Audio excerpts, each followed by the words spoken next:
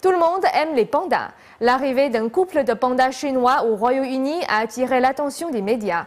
À Édimbourg, notre journaliste NTD s'est vu refuser l'accès à une conférence de presse. Pour lui, ces pandas cachent les intentions politiques du régime chinois. Dimanche dernier au Royaume-Uni, l'arrivée de 2 pandas géants de Chine a fait sensation avec Tiantian et Guangdong, offerts par le Centre de recherche de conservation des pandas géants de la province de Sichuan en Chine. Ils ont été prêtés pour 10 ans au zoo d'Édimbourg en Écosse. Une conférence de presse avait été organisée pour l'occasion.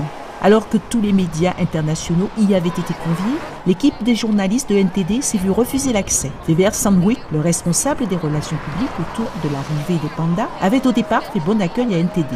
Mais après que la liste des journalistes présents ait été soumise au consulat chinois, l'invitation de NTD a été annulée sans aucune explication. Le Parti communiste chinois désapprouve NTD, en partie à cause de l'attention particulière portée par la chaîne sur les questions des droits de l'homme et de la liberté de la presse en Chine. Nous avons échangé sur cette question avec un journaliste d'ITV News, dont l'équipe a été admise à la conférence. Il devrait toujours y avoir la liberté de la presse dans ce pays. Mais à cause des pandas, nos politiciens ne peuvent pas aborder les problèmes de la liberté de la presse, de la liberté d'expression et des droits de l'homme en Chine. C'est qu'ils ont cédé aux exigences du régime chinois.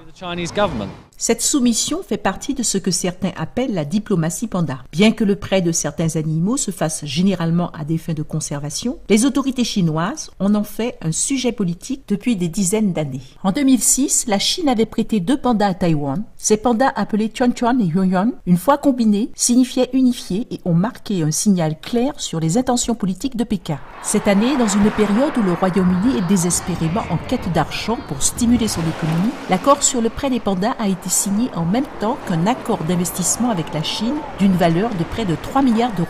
Ce n'est pas la première fois que les journalistes d'NTD sont écartés par les délégations chinoises. En octobre 2010, un journaliste d'NTD Belgique devait assister à une conférence de presse officielle après le sommet Union européenne-Chine. Lorsque les organisateurs ont refusé de bloquer NTD, les représentants chinois ont simplement annulé la conférence. Il faudra attendre 2 semaines avant que le public ne puisse venir admirer ces 2 animaux, dont une stratégie politique porte désormais le nom.